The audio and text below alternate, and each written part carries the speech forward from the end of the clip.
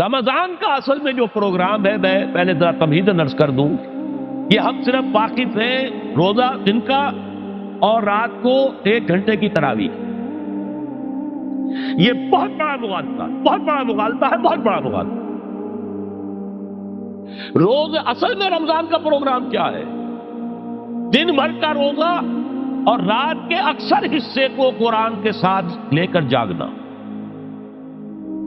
لیکن حکمت خداوندی نے پہلے حصے کو تو فرض کیا ہے، دوسرے کو فرض نہیں کیا، اس کو ترغیب اور تشویق پر چھوڑ دیا ہے۔ لیکن اس کی جو اہمیت ہے میں چاہتا ہوں کہ پہلے اچھی طرح اس کو سمجھ لیں آپ۔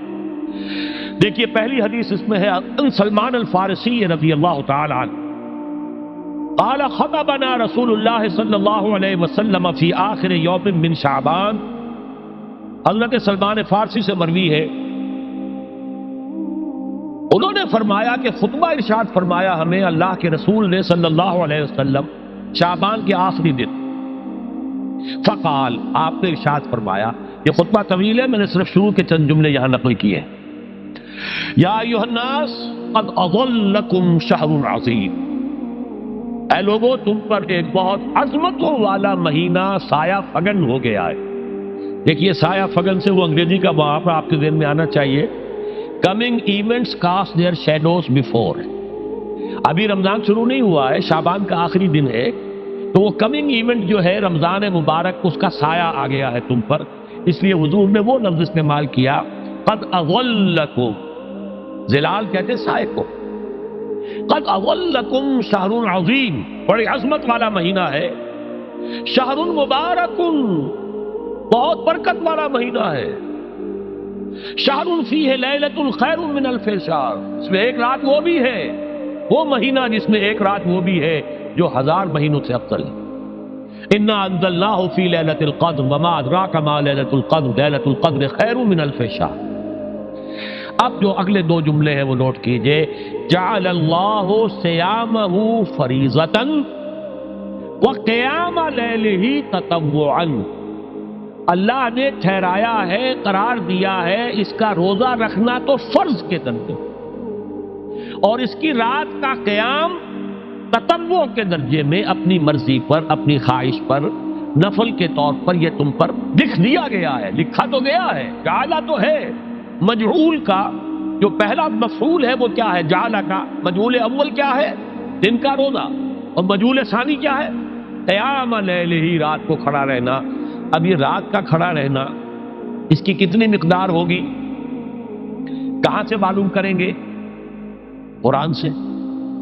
جب یہ لفظ آیا ہے سورہ مزمل میں، یا ایھا المزمل قم اللیل الا قلیلا نصفہ او انقص منہ قلیلا او زد علیہ ورتل القرآن ترتیلا، یہ معنی ہے اے لحاظ کپل میں لپٹ کر لیٹنے والے، کھڑے رہا کرو رات کو سوائے اس کے تھوڑے سے حصے کے، یعنی آدھی رات یا اس میں تھوڑا سا کم کر لو، جسے پھر کہا مفسرین نے 1/3 رات کم سے کم، اور زد علیہ، یا آدھی پر بھی کچھ زیادہ کرو، یہ 2/3 رات ہو گئے۔ وَرَتِّلِ الْقُرْآنَ تَرْتِیلًا، اور قرآن کو اتارا کرو تھوڑا تھوڑا تھوڑا، یہ ترتیل، تفریل، تنزیل، جیسے قرآن تھوڑا تھوڑا محمد پر نازل ہوا صلی اللہ علیہ وسلم، ایسے ہی تھوڑا تھوڑا تھوڑا قرآن اپنے اندر اتارو، ہیمر اٹ ڈاؤن، اپنے ذہنوں میں اتارو، اپنے قلب میں اتارو۔ اس کے لیے رات کو کھڑے رہو، اور قیام اللیل کم سے کم 3/4 شب کے اوپر اطلاق ہوگا، اس سے کم پر تو اطلاق ہے ہی نہیں۔ اگلی حدیث پڑھیے، اور یہ ہے جو عام طور پر ہر مسجد میں بھی آج کل خوب یہ گونج رہی ہوگی، حدیث بیان ہوتی ہے، اس لیے کہ بخاری اور مسلم دونوں میں موجود ہے، متفق علیہ روایت ہے، اس سے اونچا تو درجہ سند کے اعتبار سے تو حدیث کا کوئی اور درجہ اس سے اونچا ہے نہیں۔ عن ابی ہریرہ رضی اللہ عنہ قال قال رسول اللہ صلی اللہ علیہ وسلم، حضرت ابو ہریرہ سے روایت ہے، آپ نے فرمایا کہ حضور نے ارشاد فرمایا، من صام رمضان ایمانا و احتسابا غفر له ما تقدم من ذنبه، جس نے روزہ رکھا رمضان مبارک کے دوران اللہ پر یقین رکھتے ہوئے اور اس سے اجر و ثواب کے حاصل ہونے کی امید میں، اس کے تمام پچھلے گناہ معاف ہو جاتے ہیں۔ ومن قام رمضان ایمانا واحتسابا غفر له ما تقدم من ذنبه، اور جو کھڑا رہا رمضان کے دوران، کھڑا رہا ہے، جیسے ساما، میں نے شروع میں آپ سے عرض کر دیا تھا یہ مصدر ساما یصوم صوما قام یقوم قیاما، ومن قام رمضان، جو کھڑا رہا رمضان کے دوران، پورے رمضان کے دوران کھڑا رہا، ایمان و احتسابا کی شرط پھر وہی ہے، غفر له ما تقدم من ذنبه، وہی اجر اس کا بھی ہے۔ ومن قام لیلۃ القدر ایمانا واحتسابا غفر له ما تقدم من ذنبه، اور جو خاص طور پر لیلۃ القدر میں کھڑا رہا ایمان اور احتساب کے ساتھ، اس کے بھی پچھلے گناہ معاف ہو گئے۔ اب یہ قامہ اور سامہ جیسے آ رہا ہے ایک دوسرے کے ساتھ پیرلل ہو کر، اس کو نوٹ کر، من سامہ رمضان من قام رمضان، کیا یہ 1 گھنٹے کی تراویح جو ہے اس پر پوری اترتی ہے؟ نسبت خاک رابع عالم پاک کوئی اس میں ریشو پروپورشن جڑتی نہیں۔ اگلی حدیث بھی پڑھ لیجیے، یہ وہی آگے عبداللہ ابن عمرو بن العاص رضی اللہ تعالی عنہما، جن کے بارے میں نے عرض کیا تھا، بہت ہی زاہد منش، بڑے عابد، ہر روز روزہ اور پوری رات نماز پڑھتے تھے، وہ راوی ہے اس کے۔ عن عبداللہ ابن عمرو رضی اللہ عنہما ان رسول اللہ صلی اللہ علیہ وسلم قال الصیام والقرآن یشفعان للعبد، روزہ اور قرآن دونوں بندے کے حق میں شفاعت کریں گے۔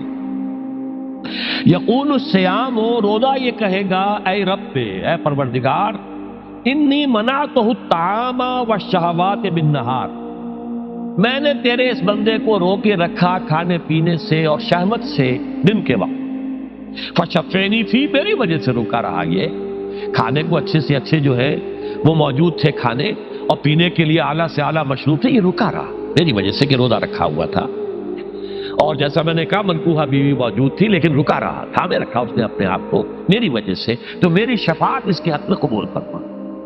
وَيَقُولُ الْقُرْآنُ، اور قرآن یہ کہے گا مَنَعْتُهُ النَّوْمَ بِاللَّيْلِ، میں نے اسے روکا رکھا رات کو سونے سے، فَشَفِّعْنِي فِيهِ، تو پروردگار میری شفاعت اس کے حق میں قبول فرما، فَيُشَفَّعَانِ، تو ان دونوں کی شفاعت قبول کی جائے گی۔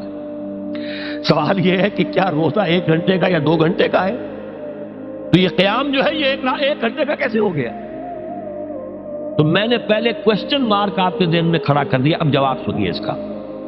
جواب یہ ہے کہ اس کو اللہ تعالیٰ کی حکمت یہ تھی کہ اسے فرض نہ کیا جائے، اس کو معلوم ہے۔ عَلِمَ أَنَّ سَيَكُونُ مِنكُمْ مَرْضَىٰ وَآخَرُونَ يَضْرِبُونَ فِي الْأَرْضِ يَبْتَغُونَ مِنْ فَضْلِ اللَّهِ وَآخَرُونَ، اللہ کے علم میں ہے میرے کچھ بندے ہوں گے بیچارے غریب مستور، جن پر مشقت کریں گے، محنت کریں گے، اور روزہ ہی رکھ لیں، بہت بڑی بات ہے، بہت بڑی بات۔ رات بھر کا قیام کیسے کریں گے؟ 2 تہائی رات کیسے کھڑے رہیں گے؟ آدھی شب کیسے ممکن ہے؟ لہذا فرض نہیں کیا، حضور نے بھی فرض نہیں کیا، نہ اس کو آپ نے لازم کیا، نہ اس کے لیے وہ زوردار جو لوگوں سے کہا کہ ضرور پڑھو، چھوڑ دیا پڑھو، اصل لوگ پڑھتے تھے اپنے طور پر۔ اب یہ کہ کوئی آدھی رات کھڑا ہے، کوئی تہائی رات ہے، کوئی پوری رات ہے، ہاں کہ اللہ کے بندے۔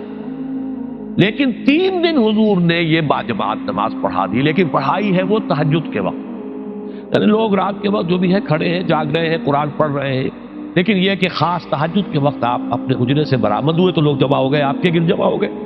آپ نے 3 دن یہ 8 رکعتیں جو تہجد کی حضور کی ہوتی تھی، وہ آپ نے 8 رکعتیں پڑھائیں باجماعت، لیکن وہ وقت تہجد کا تھا، یہ نوٹ کر لی۔ 4تھے دن بھی صحابہ منتظر رہے، جب حضور برآمد ہوں گے تشریف لائیں گے، نہیں آ رہے حضور، تو کچھ کھنگار بھی رہے ہیں، کہیں پتہ نہیں حضور کہیں اونگ نہ آ گئی ہو تو ہماری آوازوں سے جاگ جائیں، پھر بھی نہیں آئے حضور۔ اگلے روز آپ نے فرمایا کہ میں جان بوجھ کر نہیں آیا، میں اگر یہ متواتر تمہیں پڑھاؤں گا تو یہ تم پر فرض ہو جائے گی۔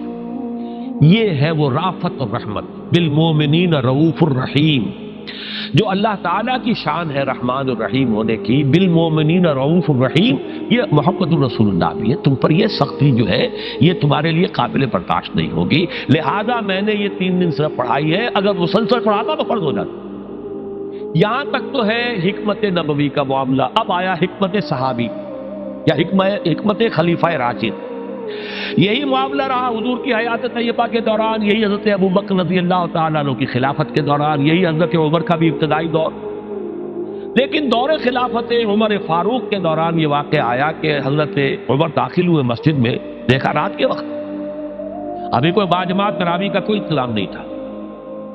آپ نے دیکھا کچھ لوگ مسجد کے اس کونے میں کھڑے ہیں, ایک حافظ ہے, سارے تو حافظ نہیں ہوتے تھے نا, تو کوئی حافظ ادھر, انہوں نے 5 6 7 8 آدمیوں نے کسی حافظ سے وہ گزارش کی, وہ انہیں قرآن سنا رہا, وہ کھڑے سن رہے. کوئی دوسرے کونے میں ایک دم گٹا ہے, کوئی تیسری طرف ہے, کہیں ہے. تولیوں کے اندر لوگ جو ہے وہ قیام اللیل کا حق ادا کر رہے ہیں. آپ نے فرمایا کیا ہی بہتر ہو کہ یہ سب جمع ہو جائیں کہ امام کے پیچھے, اور پھر یہ کہ اسے عشاء کے ساتھ متصل رکھ دے, تاکہ جس کو کہتے ہیں عربی میں ما لا یترک کلہ لا یترک کلہ, اگر کوئی شے کل کی کل حاصل نہیں ہو سکتی تو کوئی شخص بھی مسلمان بالکل محروم نہ رہ جائے.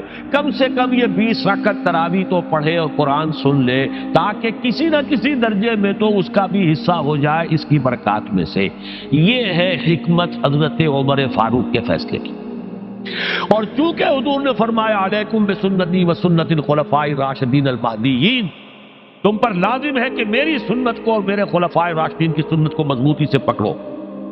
یہ وجہ ہے کہ فقہائے اربعہ جو ہیں ہمارے, وہ سب کے سب اس کو واجب کے درجے میں رکھتے ہیں, اس لیے کہ یہ فیصلہ حضرت عمر کا, عمر خلیفہ راشد ہیں رضی اللہ تعالی عنہ.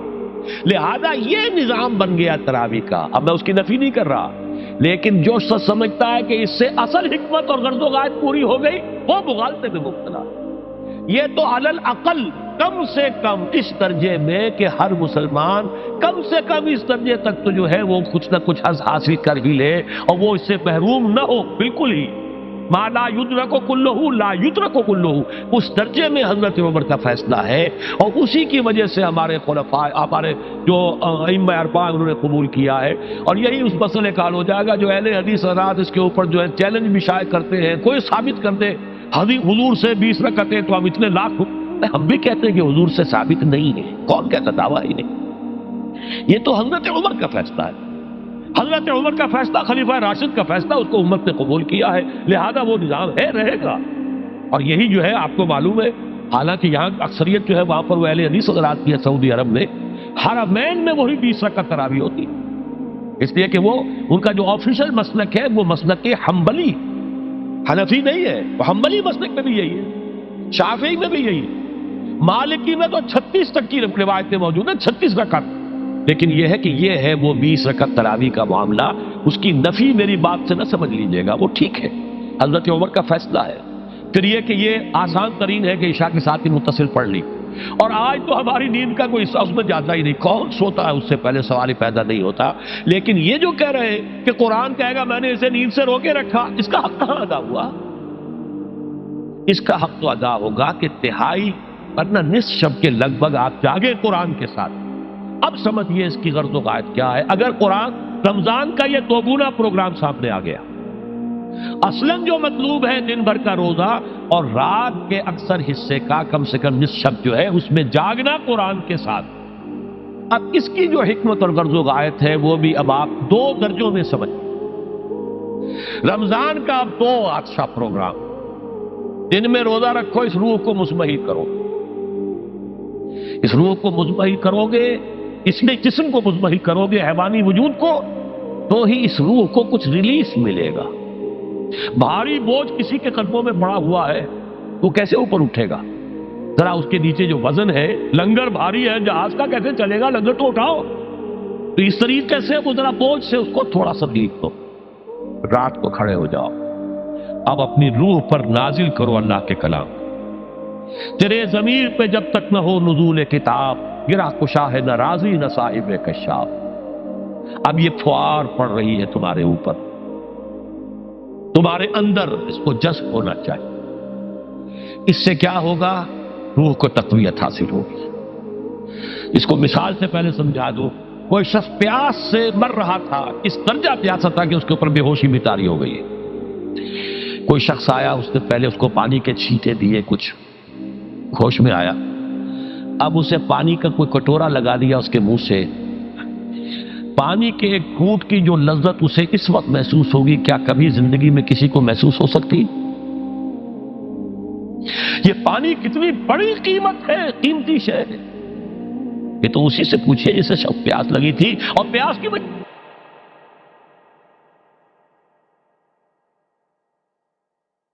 تو متوجہ ہیں، لہذا ہمیں وہ پیاس محسوس ہی نہیں ہوتی کہ یہ بھی واقعی میرے اندر کوئی پیاس ہے۔ روح بیدار ہوگی تو وہ پیاس جو اس کے اندر اب پیدا ہوئی ہے وہ کدھر متوجہ ہوگی؟ اپنے پروردگار کی طرف۔ یہ ربط ہے اگلی آیت کا، آپ پڑھیے وَإِذَا سَأَلَكَ عِبَادِي عَنِّي فَإِنِّي قَرِيبٌ۔ جب یہ روح بیدار ہو کر اپنے مرکز کی طرف متوجہ ہوگی، اپنے منبع اور سرچشمے کی طرف متوجہ ہوگی، اپنے مبدا کی طرف متوجہ ہوگی، تو اے میرے نبی صلی اللہ علیہ وسلم، جب میرے بندے آپ سے میرے بارے میں پوچھیں فَإِنِّي قَرِيبٌ، انہیں بتا دیجئے میں قریب ہی ہوں، کہیں دور نہیں، اس کی رگے جاں سے بھی زیادہ قریب۔ ہم قریب ہیں، جب چاہو ہمیں پکارو، جب چاہو دعا کرو، جب چاہو باریابی حاصل کر لو۔ ہم تو مائل میں کرم ہیں، کوئی سائل ہی نہیں۔ ہم تو ہر روز رات کے آخری گھڑیوں میں سمائے دنیا تک نزول فرماتے ہیں، اور ہماری طرف سے پکارنے والا پکارتا ہے حل من مستغفر فاغفر لہ، ہے کوئی استغفار کرنے والا کہ میں اسے بخش دوں؟ ہے کوئی مانگنے والا حل من سائل فاعطیہ، ہے کوئی مانگنے والا جسے میں دوں؟ تم سوئے ہوتے ہو، ہم تو غافل نہیں، تو غافل، متوجہ تو ہو، آؤ تو صحیح ہماری طرف۔ حدیث قدسی میں آیا ہے میرا بندہ میری طرف چل کر آتا ہے، میں دوڑ کر آتا ہوں، وہ بارش بھراتا ہے، میں ہاتھ بھراتا ہوں، میرا بندہ میرا ذکر اپنے دل میں کرتا ہے، میں اپنے جی میں اس کا ذکر کرتا ہوں، یاد کرتا ہوں، اور میرا بندہ اگر کسی محفل میں میرا ذکر کرتا ہے، میں اس سے بہت اعلیٰ محفل میں اس کا ذکر کرتا ہوں، بلائے اعلیٰ کی محفل میں ذکر کرتا ہوں۔ یہ حدیث کے الفاظ ہیں کہ تو تم غافل ہو بھائی ہم سے، ہم تو غافل نہیں۔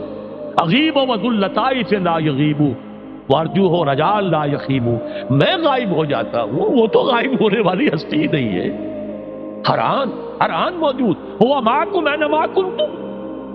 وَإِذَا سَأَلَكَ عِبَادِي عَنِّي فَإِنِّي قَرِيبٌ أُجِيبُ دَعْوَةَ الدَّاعِ إِذَا دَعَانِ فَلْيَسْتَجِيبُوا لِي۔ لیکن اب آئی بات اصل، یہ دو طرفہ بات ہوگی، مجھ سے دعا کرو، کسی وقت کی پابندی نہیں، کسی جگہ کی پابندی نہیں، ناپاکی کی حالت میں ہو تب بھی دعا کر سکتے ہو، میری کتاب کو ہاتھ مت لگانا، مجھ سے دعا کر سکتے ہو، دعا پہ کوئی پابندی نہیں، لیٹے مانگو، بیٹھے مانگو، ناپاکی میں مانگو، پاکی میں مانگو، جب چاہو مانگو مجھ سے، دعا میں کوئی خطرت نہیں، اور جہاں پکارو گے there and then I will listen to you and I will grant your prayers۔ اجیبو جو ہے، اجیبو دونوں مان، جواب دینا اور قبول کرنا، اجابت استجابت دونوں کا ایک ہی مفہوم ہے، جواب دینا اور قبول کرنا۔ اجیب دعوت الداعی اذا دعان، میں تو ہر پکارنے والے کی پکار کو سنتا ہوں، قبول کرتا ہوں جب بھی وہ مجھے پکارتا ہے، لیکن فلیستجیبوا لی، میرا بھی تو کہنا مانو، چاہیے کہ یہ بھی میرا کہنا مانے، مجھ سے محبت کریں، مجھ سے لو لگائیں، میرے دین کے لیے اپنے آپ کو وقف کریں۔ ان صلاتی و نسکی و محیای و مماتی للہ رب العالمین، میرے باغیوں کے خلاف بغاوت کریں، میرے دین کا جھنڈا اونچا کریں، یہ سارے احکام ہیں کہ یہ قرآن میں۔ قاتلوہم، جیسا کہ میں نے آپ کو بتایا اگلے ہی رکوع میں قتال کا حکم آ رہا ہے، اب وہ گھوڑوں کو روزہ رکھواتے تھے، بتا دیا یہ روزہ تمہیں کس لیے رکھوایا جا رہا ہے، اگلے ہی رکوع کے اندر حکم ہے قاتلوا فی سبیل اللہ الذین یقاتلونکم وقاتلوہم حتی لا تکون فتنۃ ویکون الدین للہ، اللہ کے لیے دین ہو جائے، پورا کا پورا نظام اللہ کے تابع آ جائے، اس کے لیے پہلے دعوت دو، محنت کرو، جد و جہد کرو، اس دعوت کے نتیجے میں جمعیت فراہم کرو، جب جمعیت اتنی ہو جائے کہ پھر اس باطل نظام کے خلاف بغاوت کر سکو تو کرو بغاوت، اگر باطل نظام کے خلاف بغاوت نہیں کرتے ہو تو پھر ہم سے بغاوت ہے تمہاری، پہلے ذہنی بغاوت ہے، آپ ڈس اون کیجئے ذہنی اعتبار سے، نفسیاتی اعتبار سے، میں اس نظام کو نہیں اون کرتا، ریکنسائل نہ کیجئے اس کے ساتھ، کوئی تعاون نہ کیجئے اس کے ساتھ، کوئی چاچری اور ملازمت نہ کیجئے اس کی، تن من دھن لگائیے اس نظام کو بدلنے کے لیے، چاہے ابھی وہ دعوت کے مرحلے میں ہے، لوگوں کو تیار کیا جا رہا ہے، تربیت دی جا رہی ہے، تزکیہ کیا جا رہا ہے، لیکن ہدف کیا ہے؟ تاکہ اللہ کا دین غالب۔ فَلْيَسْتَجِيبُوا لِي، میرا بھی تو کہنا سنے اور مانے.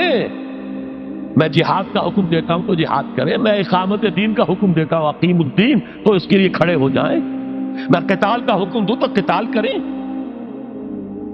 فَلْيَسْتَجِيبُوا لِي وَلْيُؤْمِنُوا بِي، اور مجھ پر ہی اپنا ایمان پختہ رکھیں. توکل کریں تو مجھ پر کریں، محبت کریں تو مجھ سے، راضی رہے تو میری تقدیر پر راضی رہے. توکل ہو، راضی برضائے رب ہو، اطاعت ہو، جب تک یہ ساری چیزیں اللہ کے لیے نہ ہو جائیں. والذین آمنوا اشد حبا للہ، اصل میں تو مومن وہ ہوتے ہیں جو سب سے بڑھ کر شدید ترین محبت اللہ سے کرتے ہیں.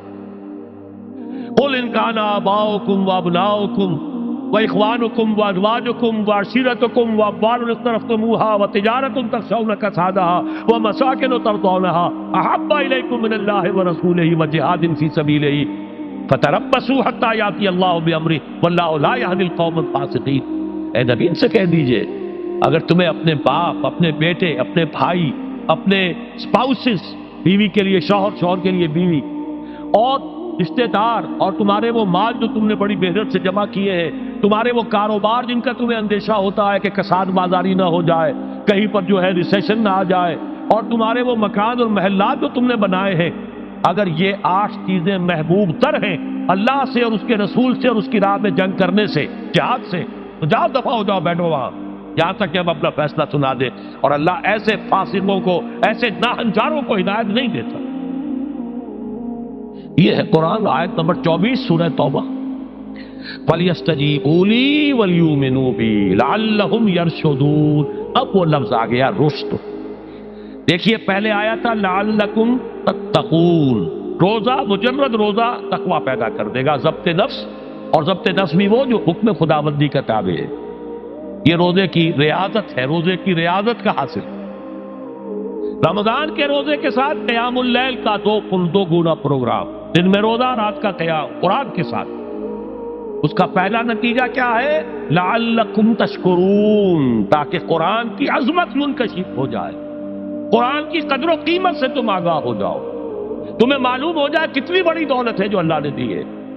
اور آخری بات یہ، جب تمہاری روح بیدار ہو جائے گی، اپنے مالک کے ساتھ ہم کلام ہوگی. اسی کا نام دعا ہے. دعا ہے جس کے بارے میں حضور نے فرمایا الدعاء اخو العبادہ، یہ عبادت کا جوہر ہے. الدعاء هو العبادہ، دعا ہی تو اصل عبادت ہے. یہ دعا ہی تو ہمیں میسر نہیں ہے. 17 رکعتیں پڑھنی ہیں ہم نے عشاء کی، لیکن اللہ کے ساتھ کوئی لوگ نہیں لگی، ادھر کی ادھر کی سوچیں آ رہی ہیں. 17 رکعتیں پڑھی ہوں یا 7 پڑھی ہوں، 10 پڑھی ہوں، آپ کو اجر ملے گا، لیکن آپ کو دعا نصیب نہیں ہوئی. دعا کب ہوتی ہے؟ بقول اقبال، یہ جو میرے اندر ہے فائنائٹ ایگو، انائے صغیر، انا میں، یہ چھوٹی سی انا ہے. اس انائے کبیر، اس انائے کبیر کے لیے سب سے بڑی جو مظہر آیت ہے قرآن مجید میں، وہ سورہ طٰ، اننی انا اللہ لا الہ الا انا، میں ہوں وہ اللہ جس کے سوا کوئی نہ. اننی انا اللہ لا الہ الا انا، یہ ہے فاعبدنی واقم الصلاۃ لذکری. یہ انائے کبیر ہے، انفائنائٹ ایگو، اللہ، انا اللہ، the big انا، اور یہ چھوٹی سی انا ہے، انا میں. جب یہ انائے صغیر انائے کبیر کے روبرو آتی ہے، ہم کلام ہو، یہ ہے دعا. اگر یہ جاگی ہی نہیں، بیدار ہوئی نہیں، ہم کلام ہوئی نہیں، تو دعا تو حاصل نہیں ہوئی. مخ عبادت جو ہے، جوہر عبادت کا حاصل نہیں ہوا. ہاں ایک شکل ہے عبادت کی، مراسم عبودیت ہے، یہ اشکال ہے، رہ گئی رسم ادا، روح بلالی نہ رہی، فلسفہ رہ گیا، تلقین غزالی نہ رہی. ایک شکل ہے، تم نے کر لی، اجر ملے گا. آخر وقت نکالا ہے، آپ اللہ کے سامنے کھڑے ہوئے ہیں، اجر سے محنت کا جو اجرت وہ دے گا، لازم اس پر بھی دے گا. لیکن حقیقت صلاۃ کوئی اور شے. اسی لیے کہا محمد رسول اللہ صلی اللہ علیہ وسلم الصلاۃ معراج المومنین، اہل ایمان کے لیے یہ معراج کے درجے کی شے ہے۔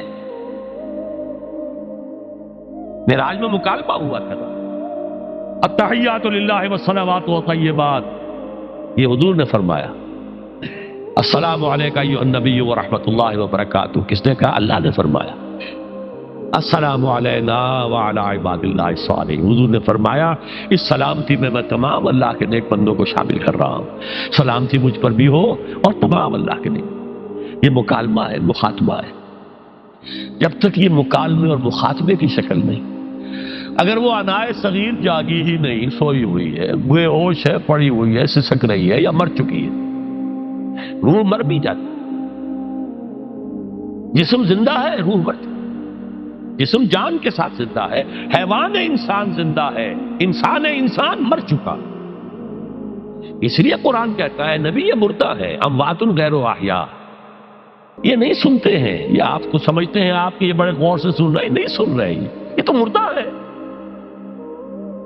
روحانی طور پر مردہ ہے، ان کی روح مر چکی ہے، یہ تو حیوان رہ گیا زندہ صرف، یہ چلتے پھرتے مقبرے ہیں، یہ چلتے پھرتے تعزیے ہیں، اس کے سوا کچھ نہیں۔ یہ ابو جہل کون ہے اور ابو لہب کون ہے؟ یہ حیوان ابو جہل ہے اور حیوان ابو لہب ہے۔ ظاہر بات ہے کہ آنکھ تو کتے کی بھی ہے اور بلی کی بھی ہے، اور کان کتے کے بھی ہے، بلی کے بھی ہے۔ کتا بھی دیکھ کر گاڑی آ رہی ہے تو اپنے آپ کو بچاتا ہے، تم نے بچا لیا تو کون سا بڑا کمال کیا۔ وہ اندر کا انسان مر چکا ہے، یہ انسان اندر کا روحانی وجود یا مر چکا ہے، یا سسک رہا ہے، یا دبا ہوا ہے، بے ہوش ہے۔ یہ بیدار ہو اور ہم کلام ہو، افلاک سے آتا ہے نالوں کا جواب آخر، کرتے ہیں خطاب آخر، اٹھتے ہیں حجاب آخر، آتا ہے اللہ جواب دیتا ہے۔ اجیب دعوت الداعی اذا دعان، روحانی کان کھلے ہو تو تم جواب سنو گے، ان کانوں سے نہیں ہے۔ وہی جب محمد پر آئی تھی ان کانوں سے نہیں آئی تھی، وہ دل پر اتری تھی براہ راست۔ فإنہ نزلہ علی قلبک، ان کانوں کا ان آنکھوں کا سوال نہیں ہے، وہ دل پر براہ روح ہے محمدی پر۔ یہ روح، اسی لیے وہی کو بھی روح کہا گیا ہے، لانے والا بھی روح، اور روح الامین جس پر لایا گیا وہ بھی روح ہے محمدی، جس کا مسکن ہے قلب محمدی، اور جو لائی گئی وہ بھی روح ہے۔ وَكَذَلِكَ أَوْحَيْنَا إِلَيْكَ رُوحًا مِّنْ أَمْرِنَا، یہ قرآن ہم نے نازل کیا، ایک روح ہے اے محمد جو آپ پر نازل کی۔ مَا كُنْتَ تَدْرِي مَا الْكِتَابُ وَلَا الْإِيمَانُ، اس سے پہلے تو آپ کو کچھ پتہ نہیں تھا، کتاب کیا، شریعت کیا، ایمان کیا۔ وَلَكِنْ جَعَلْنَاهُ نُورًا، ہم نے اس قرآن کو نور بنا کر آپ پر اتارا ہے۔ یہ ہے، اس کے لیے ہے اصل رشد۔ اب آخری لفظ آیا رشد، یہ گویا کہ جو مختلف الفاظ ہیں قرآن میں، کامیاب، فائزون، اولئک هم الفائزون، ٹھیک ہے، فوز، کامیابی تک پہنچنے والا، اولئک هم المفلحون، یہ ایک اور لفظ ہے، لیکن راشدون یہ چوٹی کا لفظ ہے، اسی لیے صحابہ کے لیے آیا اولئک هم الراشدون سورہ الحجرات میں۔